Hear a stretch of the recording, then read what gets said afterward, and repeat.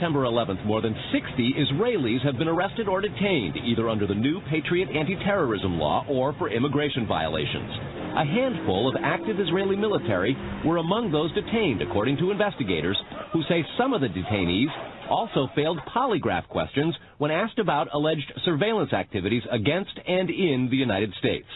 A highly placed investigator said there are, quote, tie-ins, but when asked for details, he flatly refused to describe them, saying, quote, evidence linking these Israelis to 911 is classified. I cannot tell you about evidence that has been gathered. It's classified information. Fox News has learned that one group of Israelis, spotted in North Carolina recently, is suspected of keeping an apartment in California to spy on a group of Arabs who the United States is also investigating for links to terrorism. Numerous classified documents obtained by Fox News indicate that even prior to September 11th, as many as 140 other Israelis had been detained or arrested in a secretive and sprawling investigation into suspected espionage by Israelis in the United States. Investigators from numerous government agencies are part of a working group that's been compiling evidence since the mid-90s. These documents detail hundreds of incidents in cities and towns across the country that investigators say, quote, may well be an organized intelligence gathering activity. The first part of the investigation focuses on Israelis who say they are art students from the University of Jerusalem and Bezalel Academy. They repeatedly made contact with U.S. government personnel, the report says, by saying they wanted to sell cheap art or handiwork. Documents say they, quote, targeted and penetrated military bases, the DEA, FBI, and dozens of other government facilities, and even secret offices and unlisted private homes of law enforcement and intelligence personnel. The majority of those questioned, quote, stated they served in military intelligence, electronic surveillance intercept, and or explosive ordnance units. Another part of the investigation has resulted in the detention and arrests of dozens of Israelis at American Mall kiosks, where they've been selling toys called Puzzle Car and Zoomcopter. Investigators suspect a front. Shortly after the New York Times and Washington Post reported the Israeli detentions last month, the carts began vanishing. Zoomcopter's webpage says, we are aware of the situation caused by thousands of mall carts being closed at the last minute. This in no way reflects the quality of the toy or its saleability. The problem lies in the operator's business policies. Why would Israelis spy in and on the U.S.? A General Accounting Office investigation referred to Israel as Country A and said, quote, according to a U.S. intelligence agency, the government of Country A conducts the most aggressive espionage operation against the U.S. of any U.S. ally. A defense intelligence report said Israel has a voracious appetite for information and, quote, the Israelis are motivated by strong survival instincts which dictate every facet of their political and economic policies. It aggressively collects military and industrial technology, and the U.S. is a high priority target.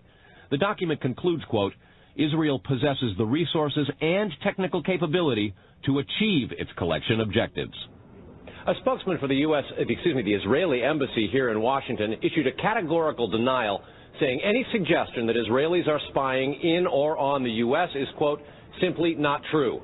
There are other things to consider, and in the days ahead, we will take a look at the U.S. phone system and law enforcement's methods for wiretaps, and an investigation into the possibility that both have been compromised by our friends and allies overseas. Brett? Carl, what about this question of advanced knowledge of what was going to happen on 9/11? How clear are investigators that some Israeli agents may have known something? Well, it's very explosive information, obviously, and there's a great deal of evidence that they say they have collected, none of it necessarily conclusive. It's more when they put it all together. A bigger question, they say, is how could they not have known? Almost a direct quote, Brett. And this going to the fact that they were spying on some Arabs, right? Correct. All right, Carl. Thanks very much. We reported on the approximately 60 Israelis who had been detained in connection with the September 11th terrorism investigation. Carl Cameron reported that U.S. investigators suspect that some of these Israelis were spying on Arabs in this country and may have turned up information on the planned terrorist attacks back in September that was not passed on. Tonight, in the second of 4 reports on spying by Israelis in the U.S., we learn about an Israeli-based private communications company for whom a half dozen of those 60 detained suspects worked. American investigators fear information generated by this firm may have fallen into the wrong hands and had the effect of impeding the September 11th terror inquiry. Here's Carl Cameron's second report. Fox News has learned that some American terrorism investigators fear certain suspects in the September 11th attacks may have managed to stay ahead of them by knowing who and when investigators are calling on the telephone. How? By obtaining and analyzing data that's generated every time someone in the U.S. makes a phone call. One sitting and stay, please. Here's how the system works. Most directory assistance calls and virtually all call records and billing in the U.S. are done for the phone companies by Amdocs Limited, an Israeli-based private telecommunications company. Amdocs has contracts with the 25 biggest phone companies in America and more worldwide. The White House and other secure government phone lines are protected, but it is virtually impossible to make a call on normal phones without generating an Amdocs record of it. In recent years, the FBI and other government agencies have investigated Amdocs more than once. The firm has repeatedly and adamantly denied any security breaches or wrongdoing. But sources tell Fox News that in 1999, the super-secret National Security Agency, headquartered in northern Maryland, issued what's called a top-secret, sensitive, compartmentalized information report, TSSCI, warning that records of calls in the United States were getting into foreign hands, in Israel in particular.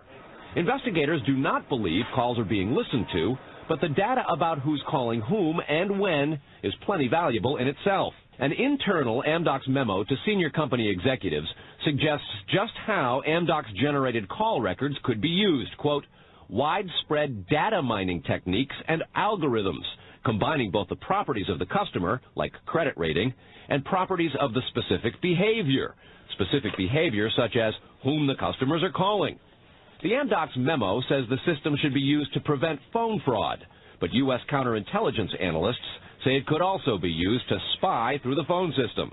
Fox News has learned that the NSA has held numerous classified conferences to warn the FBI and CIA how Amdocs records could be used. At one NSA briefing, a diagram by the Argonne National Lab was used to show that if the phone records are not secure, major security breaches are possible.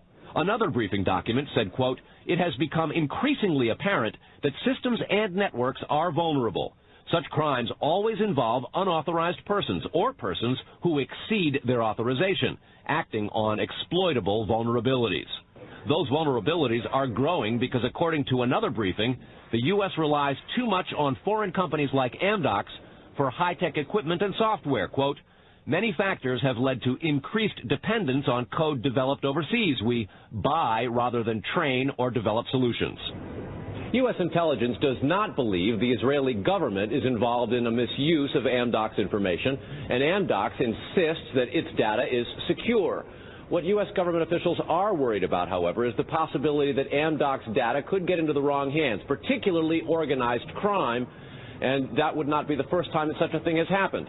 Fox News has documents of a 1997 drug trafficking case in Los Angeles in which telephone information, the types that Amdocs collects, was used to, quote, completely compromise the communications of the FBI, the Secret Service, the DEA, and the LAPD. And we'll have that and a lot more in the days ahead, Brett. Carl, I want to take you back to your report last night on those 60 people who were Israelis who were detained in the anti-terror investigation, and the suspicion that some investigators have that they may have picked up information on the 9/11 attacks ahead of time, not passed it on. There was a report, you'll recall, that the MOSSAD, the Israeli intelligence agency, did indeed send representatives to the U.S. to warn just before 9/11 that a major terrorist attack was imminent. Why does that not? How does that leave room for the lack of a warning? Well, I remember the report, Brett. We did it first internationally right here on your show on the 14th. What investigators are saying is that that warning from the Mossad was nonspecific and general, and they believe that it may have had something to do with the desire to protect what are called sources and methods in the intelligence community. The suspicion being perhaps those sources and methods were taking place right here in the United States. The question came up in the Select Intelligence Committee on Capitol Hill today. They intend to look into what we reported last night, and specifically that possibility, Brett. So, in other words, the problem wasn't the lack of a warning. The problem was lack of useful details. Quantity of information. All right, Carl, thanks very much. Coming up next, Israeli-based company called Amdocs that generates the computerized records and billing data for nearly every phone call made in America. As Carl Cameron reported, U.S. investigators digging into the 9/11 terrorist attacks fear that suspects may have been tipped off to what they were doing by information leaking out of Amdocs. In tonight's report, we learned that the concern about phone security extends to another company founded in Israel that provides the technology that the U.S. government uses for electronic eavesdropping. Here is Carl Cameron's third report. The company is Comverse Infosys, a subsidiary of an Israeli-run private telecommunications firm with offices throughout the U.S. It provides wiretapping equipment for law enforcement. Here's how wiretapping works in the U.S. Every time you make a call, it passes through the nation's elaborate network of switchers and routers run by the phone companies. Custom computers and software made by companies like Comverse are tied into that network to intercept, record, and store the wiretapped calls, and at the same time transmit them to investigators. The manufacturers have continuing access to the computers so they can service them and keep them free of glitches. This process was authorized by the 1994 Communications Assistance for Law Enforcement Act, or CALEA. Senior government officials have now told Fox News that while CALEA made wiretapping easier, it has led to a system that is seriously vulnerable to compromise and may have undermined the whole wiretapping system. Indeed, Fox News has learned that Attorney General John Ashcroft and FBI Director Robert Mueller were both warned October 18th in a hand-delivered letter from 15 local, state, and federal law enforcement officials who complained that, quote, law enforcement's current electronic surveillance capabilities are less effective today than they were at the time CALEA was enacted. Comverse insists the equipment it installs is secure, but the complaint about this system is that the wiretap computer programs made by Comverse have, in effect, a back door through which wiretaps themselves can be intercepted by unauthorized parties. Adding to the suspicions is the fact that in Israel, Comverse works closely with the Israeli government and under special programs gets reimbursed for up to 50% of its research and development costs by the Israeli Ministry of Industry and Trade. But investigators within the DEA, INS, and FBI have all told Fox News that to pursue or even suggest Israeli spying through Comverse is considered career suicide. And sources say that while various FBI inquiries into Comverse have been conducted over the years, they've been halted before the actual equipment has ever been thoroughly tested for leaks. A 1999 FCC document indicates several government agencies expressed deep concerns that too many unauthorized, non-law enforcement personnel can access the wiretap system. And the FBI's own nondescript office in Chantilly, Virginia, that actually oversees the CALEA wiretapping program, is among the most agitated about the threat. But there is a bitter turf war internally at FBI. It is the FBI's office in Quantico, Virginia, that has jurisdiction over awarding contracts and buying intercept equipment. And for years, they've thrown much of the business to Comverse. A handful of former U.S. law enforcement officials involved in awarding Comverse government contracts over the years now work for the company. Numerous sources say some of those individuals were asked to leave government service under what knowledgeable sources call troublesome circumstances that remain under administrative review within the Justice Department. And what troubles investigators most, particularly in New York in the counterterrorism investigation of the World Trade Center attack, is that on a number of cases, suspects that they had sought to wiretap and surveil immediately changed their telecommunications processes. They started acting much differently as soon as those supposedly secret wiretaps went into place. Brett? Carl, is there any reason to suspect in this instance that the Israeli government is involved?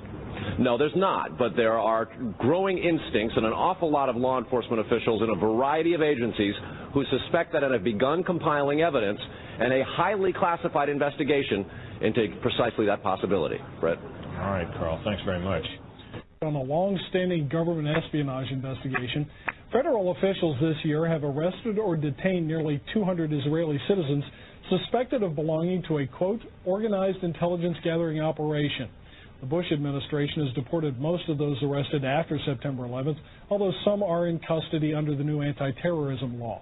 Cameron also described an investigation into the possibility that an Israeli firm generated billing data that could be used for intelligence purposes, and describes concerns that the federal government's own wiretapping system may be vulnerable. Tonight, in Part 4 of the series, we'll learn about the improbable roots of the probe, a drug case that went bad 4 years ago in L.A. Los Angeles, 1997. A major local, state, and federal drug investigation sours. The suspects? Israeli organized crime, with operations in New York, Miami, Las Vegas, Canada, Israel, and Egypt. The allegations? Cocaine and ecstasy trafficking and sophisticated white-collar credit card and computer fraud. The problem? According to classified law enforcement documents obtained by Fox News, the bad guys had the cops' beepers, cell phones, even home phones under surveillance. Some who did get caught admitted to having hundreds of numbers and using them to avoid arrest. Quote, this compromised law enforcement communications between LAPD detectives and other assigned law enforcement officers working various aspects of the case.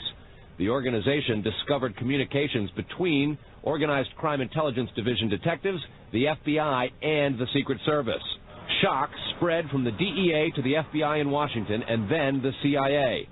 An investigation of the problem, according to law enforcement documents, concluded, quote, the organization has apparent extensive access to database systems to identify pertinent personal and biographical information. When investigators tried to find out where the information might have come from, they looked at Amdocs, a publicly traded firm based in Israel. Amdocs generates billing data for virtually every call in America, and they do credit checks. The company denies any leaks, but investigators still fear that the firm's data is getting into the wrong hands. When investigators checked their own wiretapping system for leaks, they grew concerned about potential vulnerabilities in the computers that intercept, record, and store the wiretapped calls. A main contractor is Comverse Infosys, which works closely with the Israeli government and under a special grant program is reimbursed for up to 50% of its research and development costs by Israel's Ministry of Industry and Trade. Asked this week about another sprawling investigation and the detention of 60 Israelis since September 11th, the Bush administration treated the questions like hot potatoes.